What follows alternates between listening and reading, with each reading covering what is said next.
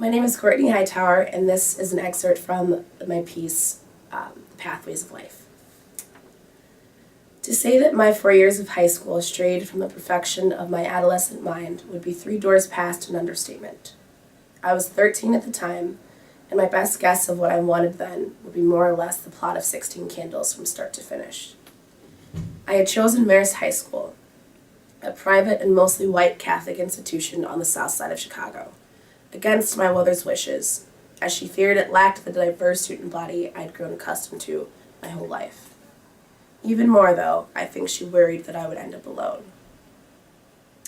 Yet by the end of my sophomore year, I'd somehow ended up in a strange and cult-like relationship with 4 girls who became to be known as my sister wives: Kate, Kira, Haley, and Lauren.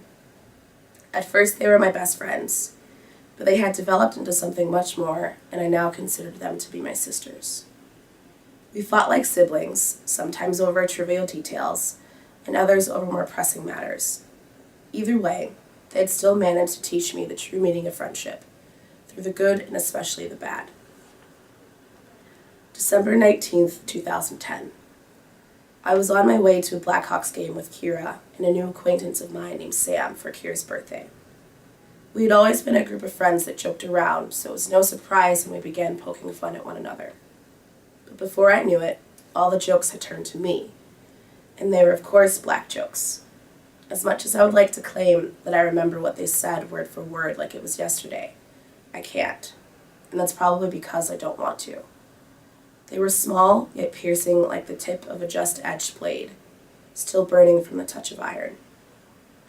I tried to play it off as though it wasn't bothering me, and to be honest, I was laughing along with them. But something didn't feel right. These are supposed to be my friends, I thought to myself. Why are they doing this to me? I felt my palms begin to glide against either surface as the sweat built up in reaction to my uncertainty of the situation. I wanted to find a life remote and freeze time for a moment to gather my swirling thoughts, and possibly even rewind to the beginning of the night to keep it from happening. I finally gathered up the courage to tell them that I didn't too much find their jokes funny, and to my dismay once more, they thought I was kidding. So I explained it again, hoping to make myself a bit more clear by the growing annoyance in my tone. I chose sarcasm as the best defense, fighting back that no matter how many times you say it, it still isn't going to get any funnier. The car became silent. My shoulders shrugged forward, and I began to play with my fingers in my lap, a notion my father always told me was a sign of my discomfort. I think I'd even shocked myself with how condescending I let the statement come across. Yet I had somehow ended up being the one who felt guilty, as though I had ruined some small ounce of tolerant banter for all involved, being the backseat heretic who couldn't take a joke. But if they were just supposed to be jokes, then why did I feel such unrevoked coldness from them? Eventually they apologized, and the night continued as planned. What had occurred would remain ingrained in my mind the rest of the night.